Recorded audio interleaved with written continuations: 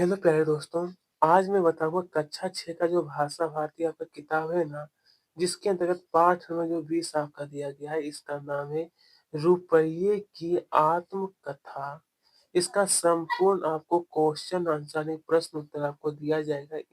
इस वीडियो के अंतर्गत आपका संपूर्ण हल है कि वैदिक युग में रुपये का जो नाम था दोस्तों, वैदिक युग में वो था रस्य रूस्य रूसिकम क्या था रूसिकम।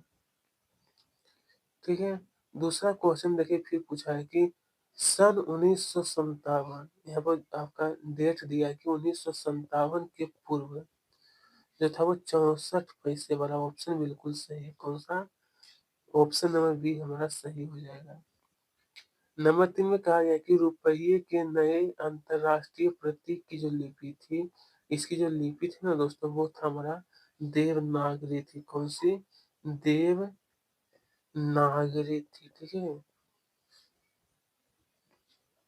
यहाँ पे फिर पूछा प्रश्न 2 में कि रिक्त स्थानों की पूर्ति कीजिए। आपका यहाँ पर जो प्रश्न दिया गया कि रुपया शब्द का सर्वप्रथम यहाँ पर होगा शेर शाह सूरी ने किया। दूसरा, रुपये का दशमलवीकरण सन जब 1957 लिखना है, 1957 ईस्वी।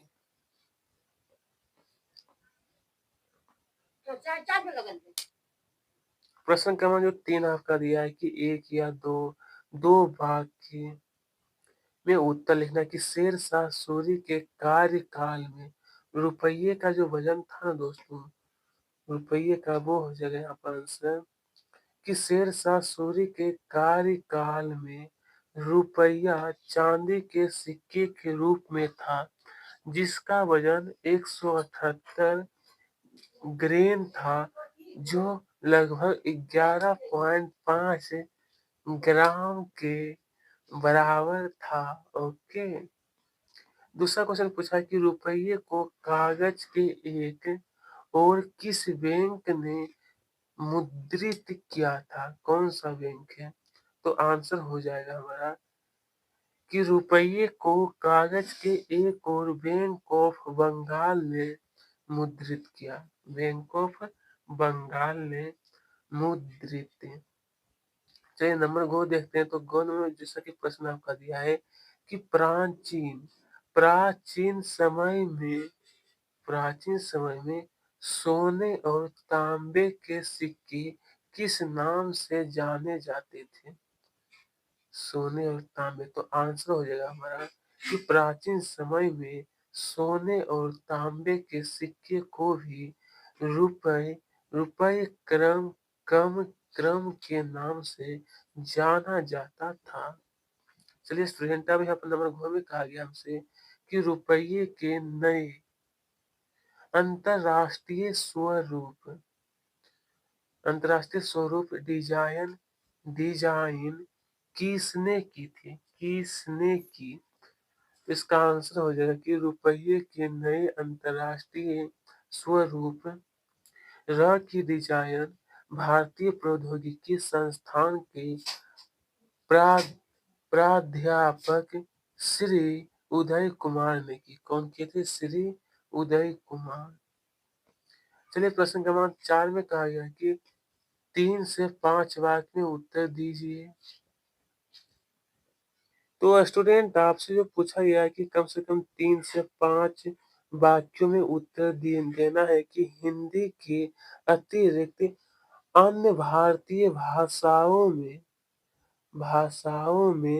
रुपये को किस नाम से जाना जाता है?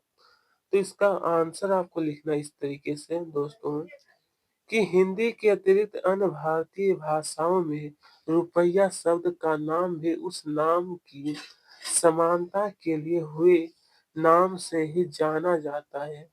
जैसे कि गुजरात में रुपयो, कन्नड़ में रूपाई, मलयालम में रूपा, मराठी में रुपये नाम से जाना जाता है।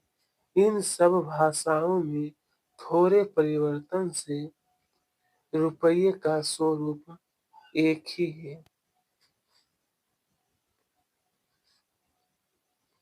चलिए तो अब यहाँ पर नंबर खो में पूछा गया है ना हमसे कि दशमलवीकरण के पूर्व रुपये को किस प्रकार विभाजित किया जाता था। देखिए इसका उत्तर आपको ये लिखना है कि दशमलवीकरण से पूर्व रुपये को आने, पैसे और पाई में बांटा गया था। उस समय अर्थात 1957 से पूर्व 3 पाई का 1 पैसा होता था, 4 पैसे का 1 आना और 16 आने का 1 रुपया होता था। ओके दोस्तों। चलिए गो नंबर जो प्रश्न आपका फिर दिया है कि वर्तमान में किन-किन देशों की मुद्राओं के लिए अंतर्राष्ट्रीय प्रतीक प्रयोग में लाए जाते हैं। अंतर्राष्ट्रीय प्रतीक प्रयोग। तो उत्तर लिख सकते हैं आप लोग कि अन्य देशों की मुद्राओं के अंतर्राष्ट्रीय प्रतीक निम्न प्रकार से प्रयोग में लाए जाते हैं। लाए जाते हैं।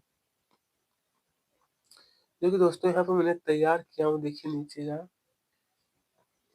हाँ तो देखिए आप सभी लोग, अमेरिका का डॉलर इस तरीके से सिंबल है, ब्रिटेन का पाउंड होता है, यूरोपीय संघ का यूरो होता है, जापानी का येन होता है, भारतीय का इस तरीके से सिंबल है। आपको भी नोट करना है स्टूडेंट। प्रश्न 5 में हमसे पूछा है कि सोचिए और बताइए कि जब रुपया जो था वो का प्रचलन में नहीं था, तब बाजार में लेन-देन कैसे होता होगा? तो आंसर लिखना है कि रुपये के प्रचलन में ना होने पर बाजार में लेन-देन वस्तु के बदले वस्तु द्वारा होता था। वस्तु के द्वारा वस्तु। चलिए प्रश्न ख में फिर पूछा गया कि रुपये को कागज पर मुद्रित करने के क्या लाभ क्या है? ये तो आंसर लिखना है कि मुद्रा का भार नहीं होता, अतः लाने और ले जाने में आसानी और सरलता होती है। चोरी और लूट का अंदेशा कम हो गया है। मुद्रा के नष्ट होने पर शीघ्र ही छपाई होकर उसकी भरपाई की जा सकती है। ओके दोस्तों, अब देखेंगे यहाँ पर जैसा कि कहा गया है, यदि आप विदेश जाते हैं तो यह कहा कि भारतीय रुपया वहाँ चलेगा। दोस्तों होता है क्या, एक कारण है कि विदेश जाने पर जब अब भारतीय रुपया वहाँ चल सकेगा, क्योंकि अब रुपये ने अपना अंतर्राष्ट्रीय स्वरूप प्राप्त करने में सफलता प्राप्त कर ली है। रुपये ने भी डॉलर, पाउंड और यूरो की तरह अंतर्राष्ट्रीय बाजार में पहचान बना ली है। इसलिए अब रुपया भी दोस्तों सही देशों में जो है वो चल सकता है। फिर कहा है कि अनुमान और कल्पना के आधार पर उत्तर दीजिए। फर्स्ट क्वेश्चन पूछा है कि यदि रुपये का प्रचलन ना होता तो क्या होता?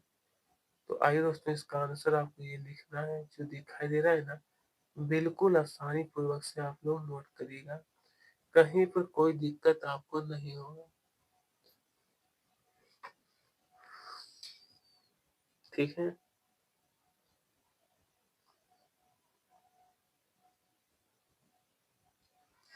उसके बाद दूसरा क्वेश्चन आपका फिर दिया है कि यदि कागज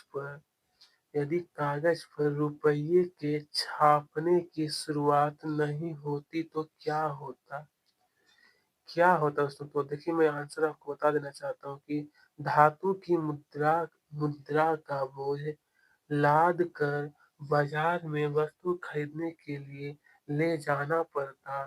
कागज की मुद्रा आसानी से और बिना भार के तथा सुरक्षित रूप से एक स्थान से दूसरे स्थान पर ले जाई जा सकती है। ठगी और चोरी का डर बढ़ गया होता बढ़ गया होता। ओके स्टूडेंट, ओके प्यारे मित्रों, चलिएगा अब देखते हैं हम लोग यहाँ पर जो प्रश्न पूछा गया है कि भाषा की जो बात आपका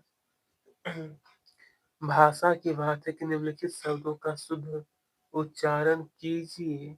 ये जो आपका दिया है ना कि अस्तित्व, प्रणाली, प्रतीक, उल्लेख और शुल्क, आपको इसे भी पढ़ने का प्रयास कोशिश करिएगा दोस्तों। दूसरा क्वेश्चन जो दिया गया फिर से, निम्नलिखित शब्दों की शुद्ध वर्तनी, जो दिया इसका शुद्ध वर्तनी।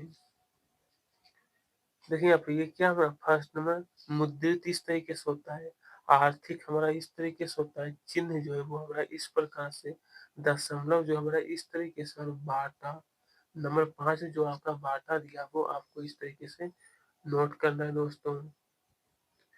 चलेगा अब इसका आगे प्रश्न क्रमांक 3 में कहा गया है, तो स्टूडेंट यहाँ पर जैसा कि कहा गया कि निम्नलिखित शब्दों में प्रयुक्त उपसर्ग अलग करके लिखिए। उपसर्ग को अलग करके लिखना है। ओके, तो देखिए अनुराग जैसा कि दिया गया है, इसमें अनु क्या हमारा उपसर्ग हो जाएगा। अपमान में अप क्या हमारा उपसर्ग है, अनुमान में अनु उपसर्ग है, और अपकार में अप जो आप लोग देख रहे हो वो क्या है, उपसर्ग कहलाता है। चलिए तो दोस्तों हम यहाँ पे जैसा कि फिर पूछा है कि ई प्रत्यय लगाकर निम्नलिखित शब्दों से, तो यहाँ पे जैसा कि दिया कि भारत प्लस इस समय भारतीय, यूरोपीय, स्वर्गीय और शासकीय, शासकीय, ठीक है। चलिएगा प्रश्न क्रमांक जो 5 आपका फिर दिया है कि निम्नलिखित शब्दों का वाक्य में प्रयोग कीजिए। ये जो आपका शब्द दिया इसका वाक्य, चलिए तो फर्स्ट वाला आपका जो दिया तो लिखना कि कक्षा 6 की हिंदी की पाठ्य पुस्तक। सेकेंड का जो ये दिया है अंतरराष्ट्रीय आपका सिक्का जो दिया, मैंने सिक्का के बारे में लिख दिया हूँ। देखिए नंबर 3 का आंसर ये आपका हो जाएगा पूरा। ओके प्यारे दोस्तों, नंबर 4, ये नंबर 5 है, ठीक है। तो आगे बढ़े अब 6 में कहा कि निम्नलिखित शब्दों की संधि विच्छेद कीजिए, संधि विच्छेद कीजिए। ये हमारा क्या शिक्षार्थी, शिक्षा प्लस अर्थी, कवि प्लस ईश्वर, नदी प्लस देश, भानु प्लस उदय, महा प्लस आत्मा, परीक्षा प्लस अर्थी, ठीक है। चलिए यहाँ पर पूछा गया प्रश्न क्रमांक 7 में कि निम्नलिखित गद्यांश को पढ़कर पूछे गए प्रश्नों के उत्तर दीजिए। ये जो आपका गद्यांश दिया इसी से, तो फर्स्ट क्वेश्चन पूछा है कि गद्यांश का उचित शीर्षक है। इसका शीर्षक होगा भारतीय मुद्रा, लिखना है भारतीय मुद्रा। हमें रुपये के स्वरूप को कैसे सुरक्षित रख सकते हैं। दोस्तों इसका जो आंसर है आपको इस प्रकार से नोट करिएगा पूरा, ठीक है, कि हम रुपये के स्वरूप को सुरक्षित रख सकते हैं यदि उसे यदि हम उसे सजावट और माला में उपयोग ना करें, साथ ही उसे तोड़ मरोड़ कर ना रखें, उसके स्वरूप को बनाए रखने का प्रयास करेंगे। ठीक है प्यारे मित्रों, अब कहा कि निम्नलिखित शब्दों में रा या री का उचित संकेत लगाकर सही शब्द, ये सभी जो आपको देखने इसका बनाना है। चलिए फर्स्ट होगा दृष्टि, नंबर 2 में दर्शन, नंबर 3 में दोस्तों का हो जाएगा कर्म, और नंबर 4 में दोस्तों होगा गिरी। नंबर 4 में क्या होगा दोस्तों, गिरी है। और 5 में जो आप सभी लोग देख रही है हमारा होगा सूर्य, और नंबर 6 जो आपको ये दिया है क्रम, क्या है? तो क्रम, ठीक है? इसी के साथ यह भी पाठ हम लोगों ने पूरा कर चुके हैं। थैंक्स, धन्यवाद।